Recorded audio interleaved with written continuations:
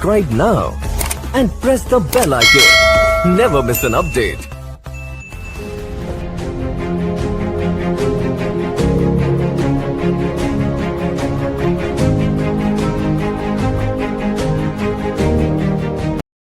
अस्सलामु अलैकुम वरहमतुल्लाहि वबरकातुहू। आज की क्लास में हम लोग कैलकुलस को सीखने वाले हैं। इससे पहले हम 3 ट्रिग्नोमेट्री के लेक्चर्स देखे, बहुत डिटेल में बताया हम लोग ट्रिग्नोमेट्री, उसमें एक एक फार्मूले का डेरिवेशन, उसकी इंपॉर्टेंस, सब कुछ डिस्कस करें। आप पहले वो 3 लेक्चर्स को कंप्लीट करिए, फिर कैलकुलस को सीखने की कोशिश करो। वरना होता ये कि हमारे बच्चे कैलकुलस को सीखने के लिए डायरेक्ट जंप मार देते और उनको कुछ भी नहीं समझ में आता। ठीक है, तो कैलकुलस 0 से लेके हीरो तक का सफ़र रहेगा हमारा। ये पूरे बेसिक फार्मूले आपको बताए जाएंगे। टफ़ फार्मूले कैसा उनका डेरिवेशन आया, कैसा उनको इस्तेमाल करते, वो भी बताया जाएगा। तो कैलकुलस फ़िज़िक्स के बच्चों के लिए बहुत ज़्यादा ज़रूरी है। जैसा कि आप जानते हो कि फ़िज़िक्स में कैलकुलस बहुत ज़्यादा इस्तेमाल होता। कैलकुलस के 2 ब्रांचेस है, डिफरेंशिएशन और इंटीग्रेशन। तो हमारा ये जो सीरीज़ आने वाली है लेक्चर्स की, उसके अंदर हम लोग डिफरेंशिएशन और इंटीग्रेशन को डिटेल में एक्सप्लेन करने वाले हैं। तो आइए, कैलकुलस की शुरुआत हुई थी 17th सेंचुरी में। कौन सी सेंचुरी में? 17th सेंचुरी में। ठीक है, देखो भाई साहब, ये लोग 17th सेंचुरी में बनाए, अपन 21st सेंचुरी में भी उसको याद करने में परेशानी महसूस कर रहे हैं, है ना। तो बहरहाल 17th सेंचुरी में 2 बड़े साइंटिस्ट थे। एक का नाम था सर आइजैक न्यूटन और एक का नाम था लिबनिज। ठीक है, लिबनिज। तो 2 बड़े ग्रेट साइंटिस्ट थे ये लोग अपने वक्त के। सर आइजैक न्यूटन लंदन में थे, ठीक है, और लिबनीज थे जर्मनी में। ठीक है, अच्छी बात है सर। उसके बाद क्या हुआ, कहानी सुना रहे आप? अरे नहीं यार, खाली मज़े के वास्ते। ठीक है, तो दोनों, न्यूटन लंदन में थे और लिबनीज जर्मनी में थे। ये दोनों मैथमेटिक्स को सॉल्व करने के लिए या फिज़िक्स की चीज़ों को सॉल्व करने के लिए कुछ सेट ऑफ टूल्स बनाए थे, मतलब कुछ ज़ाब्तों की शक्ल बनाए थे, जिससे कि वो लोग हिसाबी अमल को आसान से आसान बना सके। वो दोनों, न्यूटन और लिबनिज, अलग अलग जगह पे अपने टूल को इस्तेमाल कर रहे थे, मगर जब दोनों के टूल को देखा गया तो पता चला कि वो दोनों का टूल तो सेम है, और उसी टूल का नाम है कैलकुलस। उसी सेट ऑफ फॉर्मूले का नाम है कैलकुलस। ठीक है, तो कैलकुलस को बच्चों हम लोग मेनली 2 पार्ट्स में डिवाइड करते हैं। ठीक है, एक बोलते हैं अपन लोग डिफरेंशिएशन, है ना। एक का नाम क्या है? डिफरेंशिएशन, बहुत इंपॉर्टेंट है ये। और एक का नाम है इंटीग्रेशन। ठीक है, और एक का नाम क्या है? इंटीग्रेशन। तो डिफरेंशिएशन को उर्दू में तफर्रुखात बोलते, और किसी फंक्शन का डेरिवेटिव मालूम करना, यानी कि उस तफाउल का, उस फंक्शन का तफर्रुख मालूम करना है, तो इसको हम लोग तफर्रुख मालूम करने के अमल को हम लोग क्या बोलेंगे बच्चों? डिफरेंशिएशन बोलेंगे। और किसी तफाउल के तकम्मुल को मालूम करना है, उसको हम लोग बोलेंगे इंटीग्रेशन। बेफिक्र रहो, अगर आपको थोड़ा मुश्किल दिख रहे टर्मिनोलॉजीज, तो आगे जब हम ये सीरीज़ ख़त्म करेंगे आप महसूस करने वाले हो कि बहुत सिंपल चीज़ें हैं बोल के। ठीक है, आज की हमारी क्लास इस कैलकुलस के अंदर सिर्फ और सिर्फ डिफरेंशिएशन के ऊपर रहेंगी। हम कोशिश करेंगे कि डिफरेंशिएशन को डिटेल में पढ़ सके। सबसे पहले डिफरेंशिएशन के बारे में सुनिए। डिफरेंशिएशन को मैं इस तरह से डिफाइन करूंगा, ज़रा देखिए इधर। हम लोग क्या करेंगे, एक ग्राफ डालेंगे, किसके किसके बीच में? एक्स और वाई के बीच में। ठीक है, कितने बार ने डाल लिया? आपको तो बहुत आदत है ग्राफ डालने की, है ना। एक इस तरह का एक स्ट्रेट लाइन आया, एग्जाम्पल एक स्ट्रेट लाइन आया अपने को। ठीक है, अगर मुझे स्ट्रेट लाइन का स्लोप मालूम करना है, क्या मालूम करना है बच्चों? स्लोप, जिसको उर्दू में अपन क्या बोलते हैं? ढाल। ठीक है, अगर अपने को स्लोप या ढाल मालूम करना है, स्लोप को अपन, ढाल को अपन यम से रिप्रेजेंट करते, है ना। और अपन क्या करते, यहाँ से एक कुछ तो भी एक y1 ले लेते, उसके रेस्पेक्ट में कुछ तो भी यहाँ पर एक आ जाता है x1, और यहाँ पर अपन लेते कुछ तो भी एक वैल्यू y2, और उसके रेस्पेक्ट में यहाँ पर कुछ तो भी आ जाता है x2। अगर आपको स्लोप मालूम करना है तो आप इस तरह से करते, कैसे करते? y2 minus y1 by x2 minus x1 बोल के, है ना। कोऑर्डिनेट ज्योमेट्री में आप समझे थे, उर्दू में हम लोग उसको तहलीली ज्योमेट्री बोल के ऐसा कुछ बोलते हैं। यहाँ पर आ गया y2 minus y1 by x2 minus x1।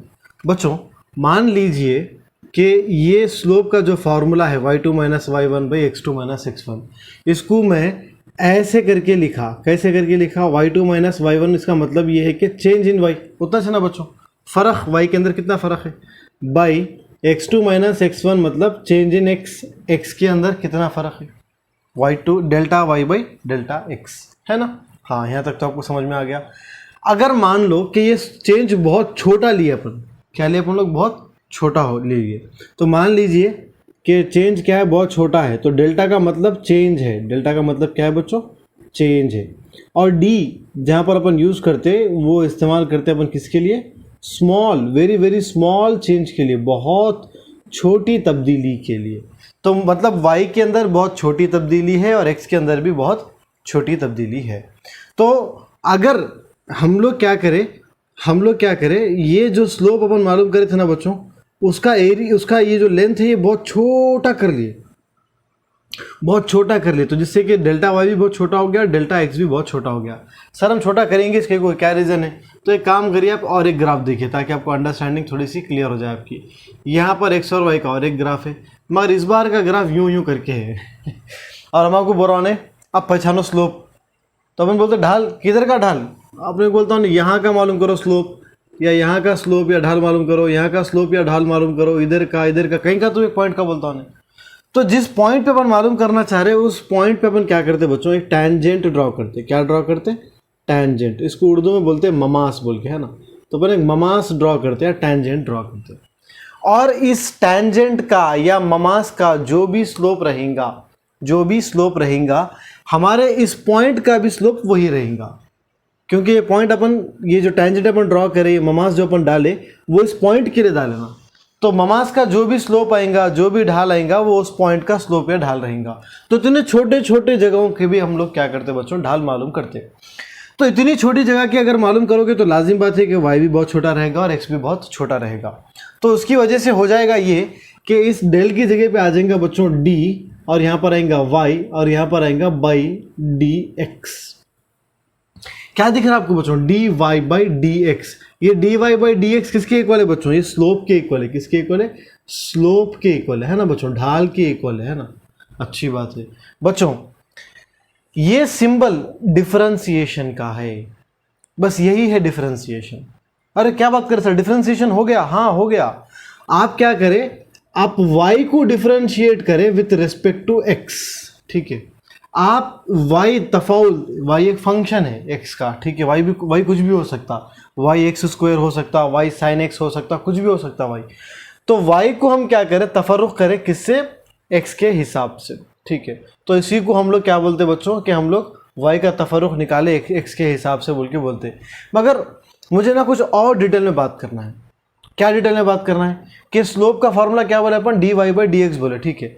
तो अगर किसी तफाउल का हम आपको तफर्रुख निकालो बोल के बोल रहे, क्या निकालो बोल रहे बच्चों? तफर्रुख। तो तफर्रुख का मतलब क्या रहता? तफर्रुख का मतलब ये रहता किसी तफाउल के तफर्रुख का मतलब उस तफाउल के ढाल, ठीक है। किसी तफाउल के तफर्रुख का मतलब उस तफाउल के ढाल से है। समझ में आ रहा बच्चों? तो जब हम आपको बोलेंगे उन्हें तफर्रुख निकालो या डेरिवेटिव निकालो एक फंक्शन का, तो इसका मतलब ये है कि हम आपको उस फंक्शन का तफर्रुख यानी कि उस फंक्शन का ढाल निकालना है, उस फंक्शन का स्लोप निकालना है। डेरिवेटिव निकालो मतलब उस फंक्शन का स्लोप निकालना है, ठीक है। अगर किसी तफाउल का तफर्रुख निकालो बोला तो मतलब उस तफाउल का ढाल निकालना है हम आपको, ठीक है बच्चों। तो तफर्रुख निकालने का मतलब असल में ये रहता। अभी हम लोग देखें कि dy बाई dx करना मतलब डिफरेंशिएशन करना है ना बच्चों। मुझे एक बहुत इंपॉर्टेंट बात बोलना है। एक रहते आज़ाद मुतग़य्यर, कुछ तबई मकदार हैं जिनको अपन बोलते हैं आज़ाद मुतग़य्यर, और कुछ रहते इन्हें सारी मुतग़य्यर, ठीक है।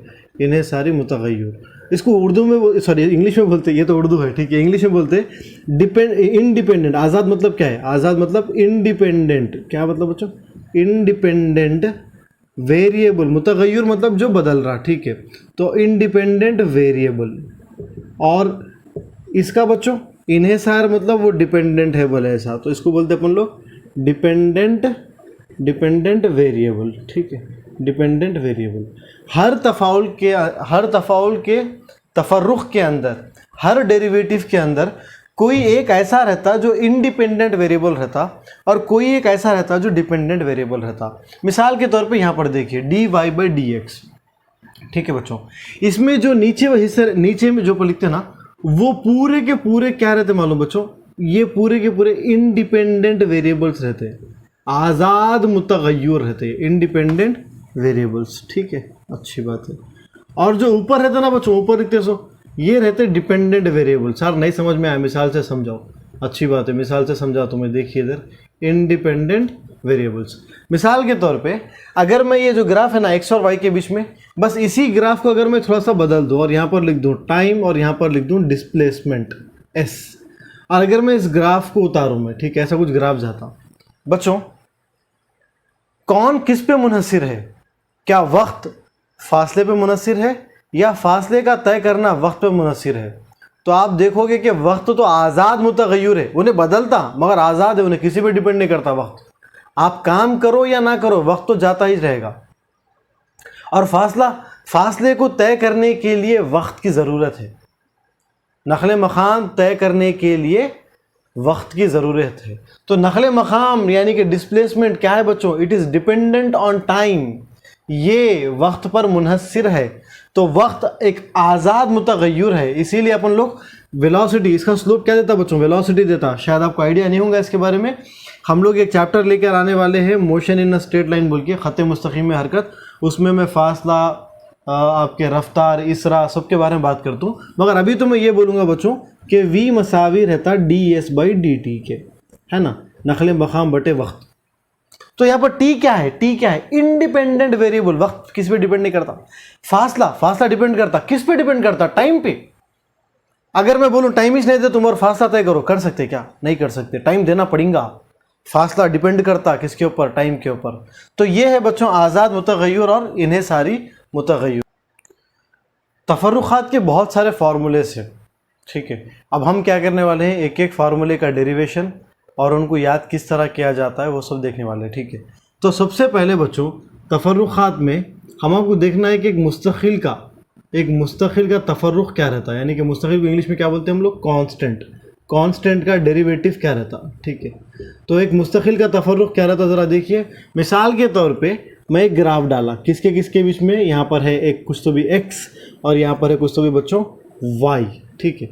मगर y की कदर मुस्तकिल है और वो मुस्तकिल कदर कुछ तो भी एक मान लीजिए c है, ठीक है, कुछ तो भी एक मान लीजिए c फॉर कांस्टेंट, ठीक है। तो वो कदर x के बदलने से, x बदलते रहता, x की तो कदर 1 2 3 4 5 6 7 8 वो बदलते रहती, मगर c क्योंकि मुस्तकिल है उन्हें नहीं बदलता, उसकी कदर एक ही रहती है, एकदम स्ट्रेट लाइन। मुस्तकिल इसी को बोलते हैं ना बच्चों। तो इस मुस्तकिल का तफर्रुख क्या है? इस मुस्तकिल का, इस कांस्टेंट का डेरिवेटिव क्या है? डेरिवेटिव का मतलब क्या है बच्चों? स्लोप। क्या इस लाइन में कहीं तो भी स्लोप दिख रहा, तुम्हारा ढाल दिख रहा? स्लोप का मतलब क्या है बच्चों? ऐसा, ये क्या बोलते हैं, ढलान बोले ऐसा। तो यहाँ पर कुछ ढलान दिख रहा है क्या आपको? एकदम ये तो स्ट्रेट है, इसको ज़रा भी ढलान नहीं है, एकदम स्ट्रेट है ये। तो इसीलिए हम लोग बोलते हैं कि अगर आप किसी मुस्तकिल को क्या करें, तफर्रुख करें या उसका डेरिवेटिव निकाले, तो जवाब क्या आता? ज़ीरो आता। जवाब क्यों ज़ीरो आता? क्योंकि इसका कोई ढाल होता ही नहीं है। तफर्रुख मालूम करना, डेरिवेटिव मालूम करना मतलब स्लोप मालूम करना। जब स्लोप कुछ रहेगा ही नहीं तो मालूम क्या करोगे भाई? इसीलिए तफर्रुख का डेरिवेटिव क्या आता बच्चों? ज़ीरो आता। अगला देखिए, नेक्स्ट सेकेंड वन, अलजिब्राई तफाउल। किसी भी अलजिब्राई तफाउल का तफर्रुख क्या होता है, किसी भी अलजिब्राइक फंक्शन का डेरिवेटिव क्या होता है, हमको वो देखना है। तो अलजिब्राई तफाउल में सबसे पहला हम एग्जांपल लेंगे x का, ठीक है। अलजिब्राई तफाउल तो मालूम ना बच्चों, x स्क्वायर, x की तीसरी, x की चौथी, x क्यूब, है ना, x पावर 4, उसको बोलते हैं अपन लोग, ठीक है। तो सबसे पहले क्या देखेंगे अपन? x का देखेंगे। तो इसका मतलब ये है कि हम आपको क्या करना है? डेरिवेटिव मालूम करना है, तफर्रुख बोल तो क्या है बच्चों? d/dx, याद रखो। तो अपन y लिखे तो y का तफर्रुख, ठीक है, c लिखे तो c का तफर्रुख। अब यहाँ पर किसका मालूम करना? x का मालूम करना। तो x का तफर्रुख कितना आता देखना है अपने को, ठीक है। सर dx कट गया, अबे रुको यार, पहले सुन तो लो, ठीक है। आपने किसका मालूम करना है? x का तफर्रुख मालूम करना है। तो यहाँ पर ब्रैकेट में लिखेंगे अपन x, ठीक है। तो मेरे को बोलो x एक्सिस पे क्या है? x है, वो तो ठीक है। y एक्सिस पे क्या है? y एक्सिस पे भी x ही है, क्योंकि अपने को क्या मालूम करना है? x का तो तफर्रुख मालूम करना है ना। तो y की जगह पे भी कौन आ गया, x आ गया। तो जैसे जैसे तुम x को बढ़ाते जाओगे y भी वैसे वैसे क्या होता जाएगा, बढ़ता जाएगा, वैसे ही बढ़ता जाएगा। एकदम स्ट्रेट लाइन आएंगे आपको। अब हमको इस स्ट्रेट लाइन का क्या मालूम करना है, स्लोप मालूम करना है। क्या मालूम करना है, स्लोप। तो आप क्या करोगे, यहाँ पर लोगे आप dy है ना, आप लेते ना, बताया था मैं आपको, ये आप ऐसे करके लोगे है ना। तो यहाँ पर आप लोगे कुछ तो भी x1, यहाँ पर लोगे आप x2, तो यहाँ पर आएगा y1, यहाँ पर आएगा y2। मगर अचंभे वाली बात ये है कि ये y1 भी x1 के मसावी है और y2 भी x2 के, क्योंकि y की जगह पे कौन है, x ही तो है।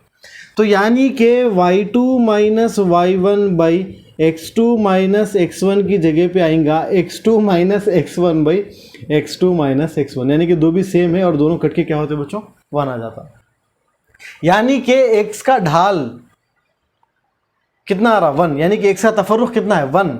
x का स्लोप कितना आ रहा, 1, यानी कि x का डेरिवेटिव कितना है, 1। इसीलिए अपन यहाँ पर क्या लिखते हैं, 1 लिखते हैं। ये बोलना एकदम गलत है कि dx कट गया नहीं बोलना चाहिए। आपको ये बोलना चाहिए कि x का तफर्रुख 1 है, x का तफर्रुख 1 है, x का डेरिवेटिव 1 है बोल के, with respect to of course x के हिसाब से x का तफर्रुख 1 रहता। ठीक है, नेक्स्ट देखेंगे, आइए बच्चों। अब हमको नेक्स्ट देखना है x की दूसरी का। ठीक है, सेकंड फंक्शन है हमारा, x की दूसरी का हमको क्या निकालना है, तफर्रुख निकालना है। कैसे निकालोगे बच्चों, आप x की दूसरी का तफर्रुख निकालना चाह रहे हो तो आप x की जगह पे तो x रखोगे और y की जगह पे आप लोगे x²। तो लाजिम बात है, अगर x 1 होगा तो y तो 1 का दुगना हो जाएगा, यानी कि 1 का दुगना भी 1 ही रहता, तो यहाँ पर 1, यहाँ पर 1। मगर जब x 2 हो जाएगा तो y क्या हो जाएगा, 2 की दूसरी यानी कि 4 हो जाएगा। y तो बहुत आगे निकल गया है ना।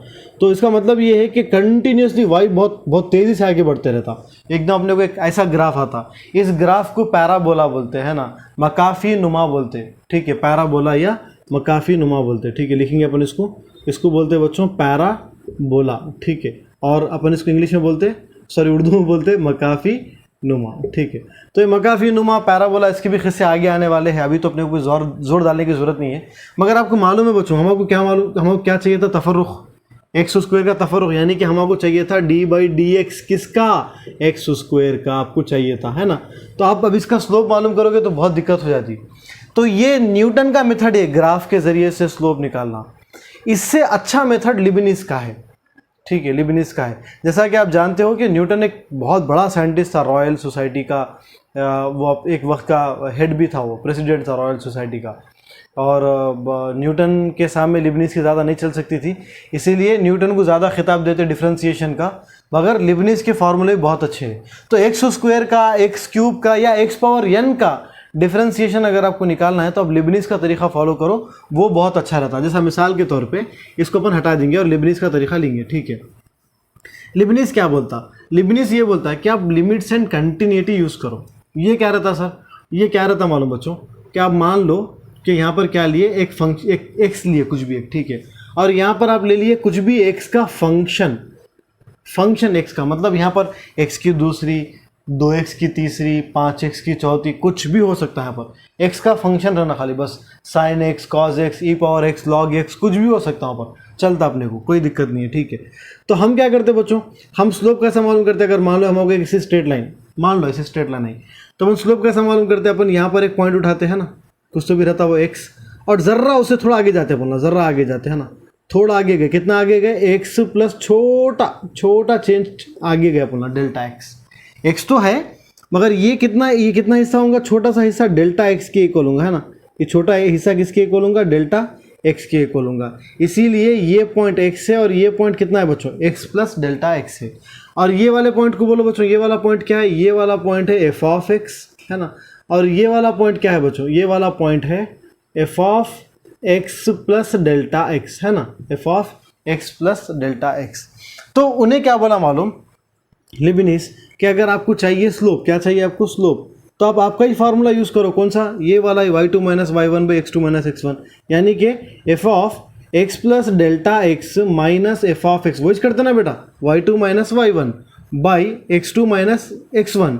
x2 माइनस x1 क्या है बच्चों, x plus delta x minus x, है ना, x plus delta x minus x। अब ये plus x minus x cut जाता, और अगर आपको स्लोप निकालना है तो आप डायरेक्टली ये वाला फार्मूला यूज़ कर सकते हो, कौन सा, f of x plus delta x minus f of x by delta x। ये वाला फार्मूला अगर आप यूज़ करोगे तो आपको आसानी से स्लोप मिल जाता। मगर इसमें कंडीशन क्या है मालूम बच्चों, यहाँ पर कुछ एक इंतहा है, एक लिमिट है। क्या लिमिट है कि जो डेल्टा एक्स है ना, ये इतना छोटा रहना टुवर्ड्स जीरो, करीब जीरो हो जाना, इतना छोटा रहना। ये समझ रहे आप मतलब इसका मतलब क्या है? Delta x tends to zero, मतलब डेल्टा एक्स की करीब जीरो हो जाना। ठीक है, इसको लिमिट्स एंड कंटिन्यूटी 1B में आता है ये, जिसको इंतहाए और तसलसल बोलते हैं, एक चैप्टर है उसके अंदर बताते हैं बच्चों। होपफुली आपको ये समझ में आया होगा। अब अपने को एक्स स्क्वायर का क्या करना है, अपने को डेरिवेटिव निकालना है। इस फार्मूले को देख लीजिए, इस फार्मूले को अपन क्या करेंगे, यहाँ पर ऊपर लिखेंगे। ठीक है, आ जाइए, क्या करें बच्चों, अपन लोग इस फार्मूले को ऊपर लिखेंगे और एक्स स्क्वायर का डेरिवेटिव निकालेंगे। ठीक है, आपको क्या चाहिए, स्लोप चाहिए। ठीक है, किसका स्लोप? स्लोप का मतलब क्या है, डेरिवेटिव किसका, एफ ऑफ एक्स का, है ना, एक फंक्शन, उसका अपन तफर्रुक निकाल रहे हैं, है ना। उसके लिए अपने को क्या करना है, उसके लिए अपने को करना है F of x plus delta x minus F of x by delta x करना है आपको। और एक्स की जगह पे क्या बच्चों, एक्स स्क्वायर, है ना। तो एफ ऑफ एक्स किसके इक्वल है, ये वाले केस में हमारा फंक्शन खुद एक्स स्क्वायर है। अच्छा, एक्स स्क्वायर है, हाँ एक्स स्क्वायर है। तो क्या करना पड़ेगा आपको तफर्रुख के लिए, आपको ये करना पड़ेगा कि डी बाई डी एक्स का D by d x, F of x की जगह पे आ जाएगा बच्चों एक्स स्क्वायर। हाँ अच्छी बात है, एक्स स्क्वायर। अब एफ ऑफ एक्स की जगह पे क्या आने वाला है, एक्स स्क्वायर, यानी कि आपको क्या करना पड़ेगा यहाँ पर, एक्स प्लस डेल्टा एक्स का होल स्क्वायर करना पड़ेगा। क्यों? क्योंकि एक्स का स्क्वायर है ना। देखो फंक्शन में x है तो x का स्क्वायर करे, फंक्शन में x प्लस डेल्टा एक्स है तो x प्लस डेल्टा एक्स का स्क्वायर करना, उसकी दूसरी करना, माइनस एफ ऑफ एक्स किसके मसावी है बच्चों, एक्स स्क्वायर के, बाई यहाँ पर क्या है बच्चों, डेल्टा एक्स है ना, बिल्कुल है। अपन इसको a प्लस बी की दूसरी के ज़ाब्ते से निकाल सकते हैं, a plus b whole square के फार्मूले से। तो वो क्या आता बच्चों, a स्क्वायर, है ना, यानी कि x square plus delta x का होल स्क्वायर, है ना बच्चों, a square plus b square plus 2ab यानी कि 2x delta x minus x square का एक minus x square by delta x का by delta x. X square minus x square क्या होगा बच्चों, कैंसिल हो गया। बच्चों ये डेल्टा एक्स क्या है, बहुत छोटी कदर है, बहुत छोटी, टेंड्स टू जीरो बोला था मैं तो, इतनी छोटी कि करीब जीरो वो तो मान लो 0.1 है। अच्छी बात है सर, मान लेते। इन्हें क्या बोल रहा, उसको स्क्वायर करो बोल के बोल रहा। अगर तुम 0.1 को स्क्वायर करोगे तो कितना हो जाता, 0.01 हो जाता। मतलब अगर कोई नंबर बहुत छोटा है, अगर आप उसका स्क्वायर करोगे तो वो और छोटा हो जाता हो। अब उतने छोटे नंबर को लिख के नहीं लिखी एक चीज बात, तो उसको हटा दो, नेग्लेक्ट कर दो। क्या करो, उसको नेग्लेक्ट करो, इग्नोर करो। ठीक है, तो यहाँ पर क्या करें बच्चों, नेग्लेक्ट कर रहे हैं। ठीक है, क्यों नेग्लेक्ट कर रहे हैं, because it is a very small number, very small number, बहुत छोटा है ये। तो क्या बच गया बच्चों, क्या बच गया, 2x बचा, डेल्टा एक्स बचा, बाई में भी क्या है बच्चों, डेल्टा एक्स। ये डेल्टा एक्स कैंसिल होगा बच्चों, तो अपने को क्या बच गया, सिर्फ 2x बच गया। इसका मतलब है कि D by d x of x square यानी कि एक्स की दूसरी का तफर्रुख क्या है, 2x है। x की दूसरी का तफर्रुख क्या है, 2x है। इसी तरह से अपन x पावर n का निकालेंगे बच्चों। आइए ज़रा देखिए, बहुत इंपॉर्टेंट फार्मूला है x पावर ऑफ n का तफर्रुख निकालना, यानी कि उसका डेरिवेटिव निकालना। तो अपने को क्या चाहिए बच्चों, अपने को चाहिए d बाई डी एक्स, किसका, x पावर n का। तो उसके लिए आप क्या करोगे, वही फार्मूला यूज़ करोगे, F of x plus delta x minus F of x, है ना, F of x plus delta x minus F of x by delta x आप करोगे, है ना बच्चों। यहाँ पर क्या है, x प्लस डेल्टा एक्स, है ना। तो इन्हें क्या बोल रहा, एफ ऑफ एक्स को यहाँ पर अपन लो बोल रहे, अपन क्या लो बोल रहे, एक्स पावर n लो बोल रहे, है ना। अगर आप चाहो तो यहाँ पर आप एफ ऑफ एक्स ही लिख लो, कोई दिक्कत नहीं है, एफ ऑफ एक्स ही लिख लो। मगर एफ ऑफ एक्स की जगह पे क्या करना है आपको, एक्स पावर n करना है ना। तो यहाँ पर अपन लिख दिए d बाई डी एक्स, है ना बच्चों, x power n is equals to f of x के अंदर जो भी है उसको पावर n करना है, यानी कि आपको यहाँ पर क्या करना पड़ेगा बच्चों, x प्लस डेल्टा एक्स को क्या करना पड़ेगा, n, क्योंकि पूरा का पूरा फंक्शन f के अंदर है ना, तो फंक्शन जो भी रहेगा उसको पावर n करना पड़ता। तो यहाँ पर जो भी है उसको क्या करना पड़ेगा, पावर n, माइनस यहाँ पर क्या आएगा बच्चों, एफ ऑफ एक्स की जगह पे आएगा एक्स पावर n, बाई क्या आएगा बच्चों, डेल्टा एक्स।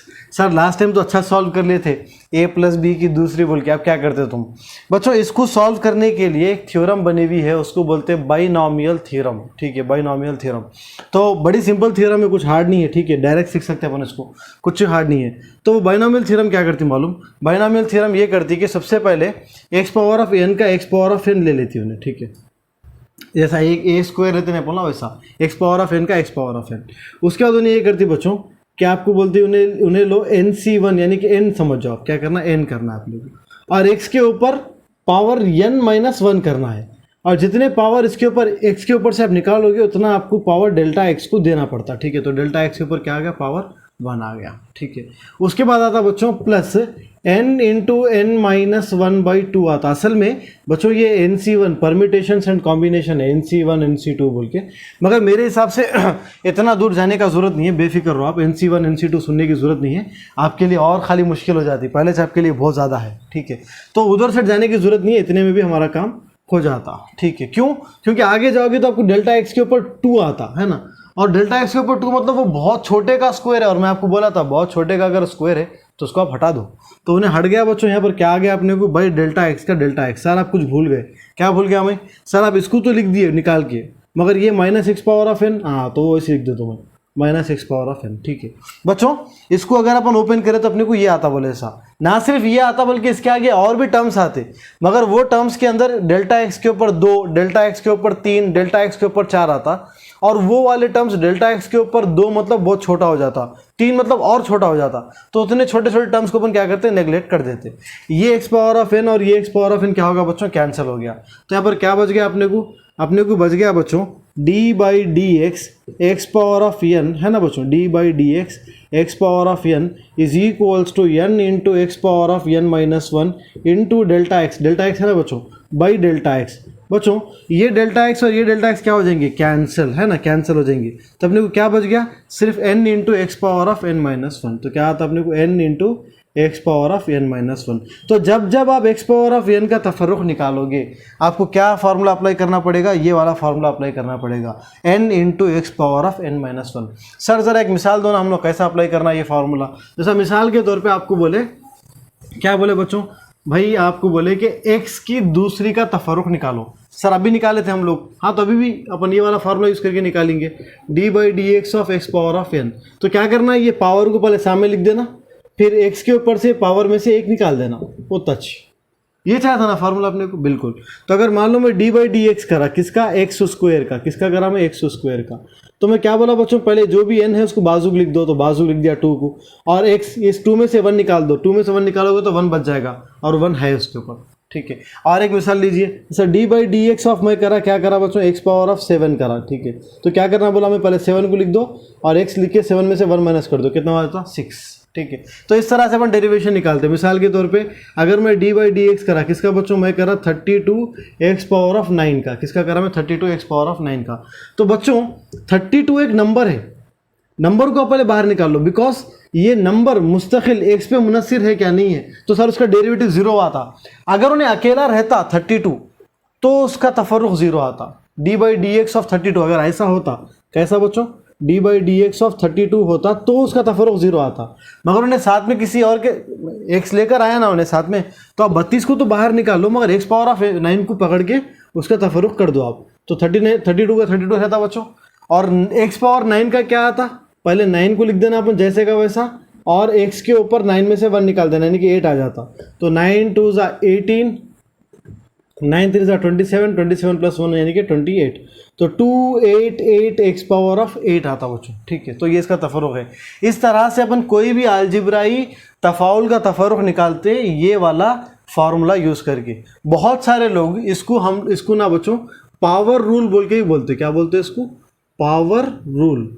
पावर रूल मतलब अगर x के ऊपर कुछ भी पावर रहा तो रूल क्या है बोल के। मैं आपको रूल भी एक्सप्लेन कर दिया और ये रूल आया कैसा वो भी बता दिया। तो बच्चों इस पार्ट में हम लोग ये देखे थे कि कैलकुलस का मतलब क्या रहता, कैलकुलस कौन निकाले, और डेरिवेटिव निकालना यानी कि तफर्रुख निकालना मतलब किसी तफाउल का ढाल निकालना होता है, डेरिवेटिव निकालना मतलब किसी फंक्शन का स्लोप निकालना होता है। और मैं आप लोगों को थोड़ा सा अलजेब्राई फंक्शन के बारे में, मुस्तकिल के बारे में हल्का इंट्रोडक्शन दिया, मुतगय्युर के बारे में बोला, आज़ाद मुतग़य्यर कौन रहते, इन्हें सारी मुतग़य्यर कौन रहते। अगले लेक्चर में हम ये बोलने वाले हैं कि sine x, cos x, tan x, log x, e power of x, इन लोगों के डेरिवेटिव क्या रहते हैं और वो डेरिवेटिव कैसा है बोल के, ठीक है। तो हर चीज़ के पीछे रीज़न रहता, पहले रीज़न को समझो तो आप लोगों को याद करने में आसानी होती है, ठीक है। रट मार वाला अगर किस्सा चलेगा बच्चों तो बहुत आपके लिए मुश्किल होगा आगे जाके।